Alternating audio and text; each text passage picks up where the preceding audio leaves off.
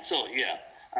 So for if you were 20 years old and we saw this white matter hyperintensity the brain MRI, that is very unusual, and I would be worried. But as we age, we pick up some white matter hyperintensities, and that's part of aging. What happens is little parts of the brain that you don't even realize have tiny little strokes, and but it's not like your typical stroke where you can't speak or you can't move your hand or some or leg. But these are in areas that don't really matter. But everybody picks it up as they get older. So that's pretty much all that was seen on the MRI. So which is good. Okay. Now the EEG, they did the EEG, and that they reported as normal. And so, when you tell me you had this sensation of like the burning smell, some people may think like it may be some type of a seizure, um, but because that's a little unusual symptom. But with the normal EEG, that was normal. The heart rate variability, that's a pretty worthless test. Okay. It really is. No, not for a concussion though. You do it for like people who are passing out, or who have some heart issues or something like that, and it's usually done by a cardiologist. So, Okay. um, and the VNG, they did kind of a partial VNG. They didn't do typically everything that we do. But the only thing that was abnormal was you had some trouble when you were tracking items that were moving up and down. Whereas if something moved across horizontally, you had no trouble tracking those. When it was vertical, you had some trouble tracking that. So um, what the VNG tries to test is the connections between the inner ear, the eye, and the brain. Uh, uh, and some there are millions of those connections. So somewhere along there, something is abnormal, and that's why you have some trouble tracking. You may not notice it day to day, maybe, but when you do this specialized test, you can pick it up. I would like to repeat it, and we do a little bit more involved one, and I think that would be a better test, and then we can actually direct some therapy towards this. That's all the tests I came across. Um, have you seen an eye doctor about this double vision you have? No, I'm still able to, to read and things with, I use cheaters glasses. Uh-huh. So I haven't. Do you think I should? Yeah, so I think you should, and this you never had double vision. So let me clarify, right? So when you look ahead, do you occasionally see something that's double? Oh, okay. So to clarify, yes. The best example I can give you is that I'm a sailor, and so at Oh, night I could see really well, like out on the bay. I knew exactly where I was going, recognize the stars and stuff. uh, Now, if so I'm not sailing anymore. We had to sell the boat because my balance is not that good like it used to be. uh, But if I look up at night, all the stars are two and they're on top of each other. It's really uh, weird. So when I say double, I'm seeing two stars, one on top of the other. Never side by side, but always above each other. okay.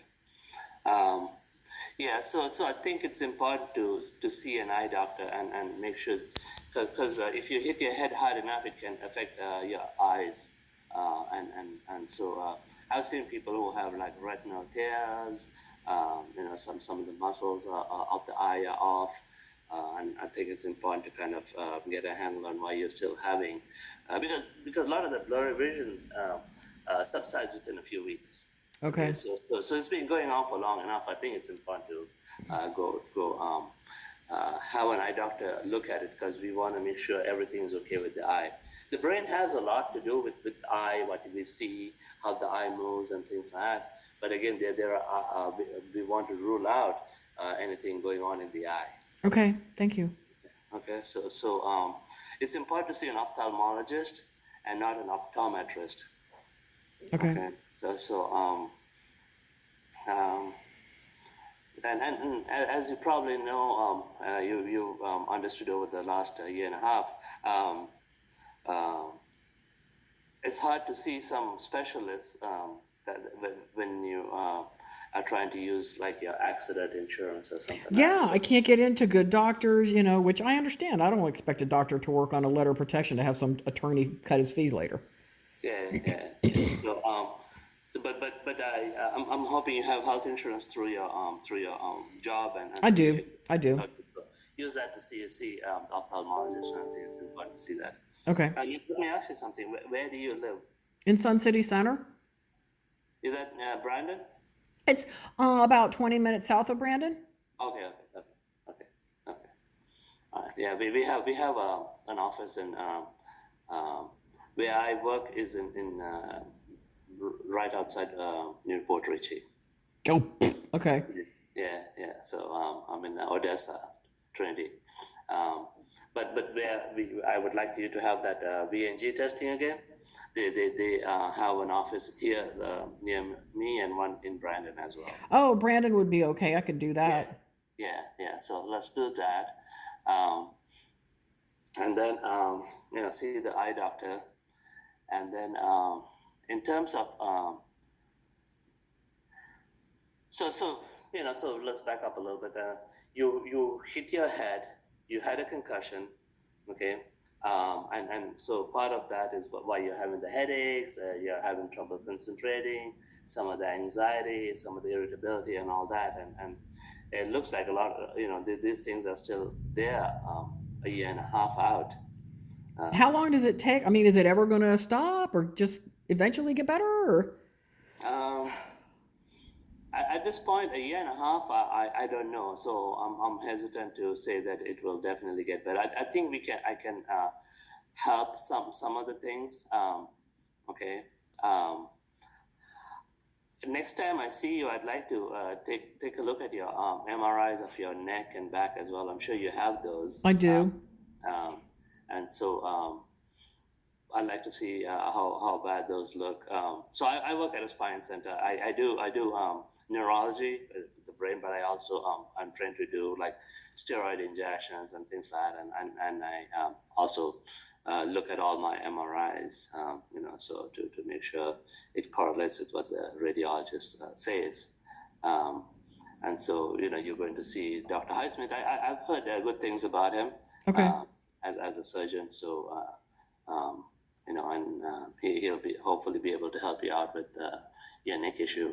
Um, for a lot of people like you, you hit your head, you have the concussion, but simultaneously, as you know, the brain is and the head skull is connected to the neck, and so you injure both at the same time. And so taking care of the neck and getting that better, more so than the lower back, helps a lot of the cognitive symptoms improve. Okay. So, Well, can I ask you a question? I because I'm really afraid of surgery and scar tissue and all that. I had considered doing a manipulation under anesthesia. And the chiropractor who does that, because my I have no lordotic curve at all, from which my neck was fine before the accident. As soon as my head hit the post, it's like my whole spine went boom, and my curve just stopped, or reversed, the right? neck, right? What's that? You're talking about the neck. Yeah. Yes, sir. So I'm wondering about manipulation under anesthesia. The chiropractor is saying he, would be breaking up scar tissue. Do you know about that procedure at all? Yeah. I don't know what your MRI shows, but looking at the notes from Dr. Lay, it sounds like you have some spinal cord compression. And so doing manipulation under anesthesia, I would be very hesitant. I personally wouldn't do it. So, because a lot of times it doesn't help a whole lot. And your neck, especially, the spinal cord, if it's being pinched and you manipulate it, it could cause further injury. Yeah, it's kind of worrying me. Yeah. So I would think long and hard about that. Okay. Okay. So Is there anything that you can do to get your lordotic curve back? So it's important to understand the lordotic curve is not the issue. It's kind of an innocent bystander. So what happens is you have these disc injuries, okay, and in the neck, and when you have those disc injuries, it causes because of the injury, the muscles in that region, they go into spasm. It's kind of an automatic reflex of the body to try to protect your neck because of the injury, and it feels like there's continuous pain signals it receives. So when these muscles in the neck go into spasm, it pulls on the neck and straightens the neck, or even goes in the opposite direction from lordosis to kyphosis. Um, and so a lot of people are so focused on trying to straighten the neck or getting a muscle relaxer, um, but that is the primary issue is to try to take care of the spine. And when the spine gets better, then the lordotic curvature comes back. Really? Yes. Okay. Yeah. But whether you do neck surgery to fix it, or whether you do maybe a steroid injection to calm it down, whatever that is, that helps a lot to reduce the inflammation in the spine, and then the muscles relax, and then some of that curvature comes back. Okay. Okay. Well, that's good to know. Yeah, yeah. A lot of people think that you had to try to straighten it or fix it. That's not the primary issue. The primary issue is the spine injury. Okay. So fixing that will help. So that's why a lot of times like muscle relaxers don't work as well to take away the problem, because it's not the spasms in the neck that's the primary issue. It's secondary due to the injury. Okay. Okay, does that make sense? Yeah. Okay. Okay. All right. Can I answer any other questions for you? Probably, but I'll think of them as soon as we hang up. Okay. Okay. All right. When you talk to Dr. Highsmith, do you have an appointment with him? I do. I don't remember when it is. Okay. Okay. Coming up, right? Yes. Okay. Okay. Okay. So talk to him about surgery and if injections are appropriate. Okay. Um, see the eye doctor, and then I will also um, set you up for that VNG testing. Okay. All right. So then I'll hear from someone from your office to get that Yes. scheduled in Brandon. Okay. Yes. All right. Thank you. All right. You're welcome. And then going forward, um, there are medications that can help with some of your symptoms. So some of that anxiety you have, the irritability and all that, there's some medication that can help with that. And there's some medication like Ritalin-like medication that can help with some of the symptoms of the trouble focusing and concentrating. So there are medications that are out there that can help you a little bit more if we realize that this is going to be the way it is. I may just live with anxiety rather than take meds.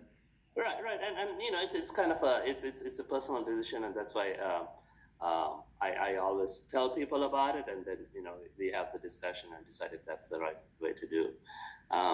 Generally, when I see patients online, I don't prescribe any medications. But if somebody wants something, then I make sure they see me in the office, and then I can write all that. So because of DEA regulations and all that. Oh, yeah, right. So what kind of anti-anxiety or whatever would you prescribe? So there's a medication I like. There's two that I'm thinking about. One is called Cymbalta, and Cymbalta it was initially developed as an anti-depressant, but more recently, people like me, we use it for nerve type of pain. So it has this, and then I've had a lot of people have a lot of irritability, like mood swings, and they get angry real easy because there's a lot of stress going on with the head injury, the neck, and all that. So that kind of calms that down. So that's one, and the other one is something called Klonopin. Klonopin is a long-acting anti-anxiety medication. You take some in the morning, it kind of mellows you down a little bit, so takes away some of that anxiety, but it doesn't make you tired, doesn't make you sleepy. I think over the last 10 years, I've probably had less than 5 people stop it because of sedation or tiredness. People tolerate it. It's very well tolerated, and then you take one at night. Okay. Well, I think right now I'm managing because I walk 2 miles every morning with my dog. And I can tell that if I miss a day of walking, then it seems like I feel more anxious. But It does make a big difference.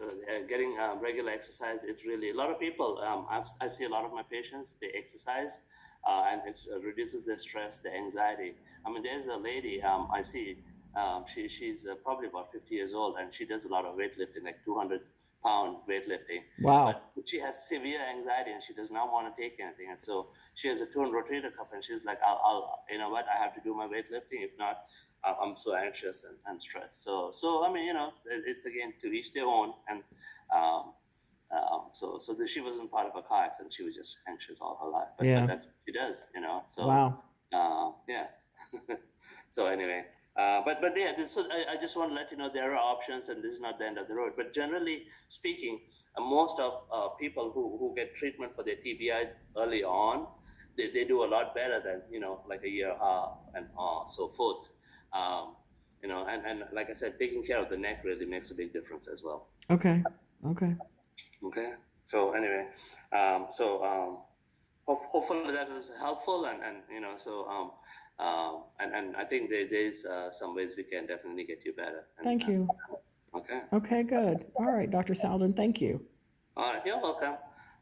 So enjoy the rest of your day, and I'll chat to you after you have the VNG testing. Very good. All right. Okay. Thank you. You're welcome. Okay. Bye-bye. Bye-bye.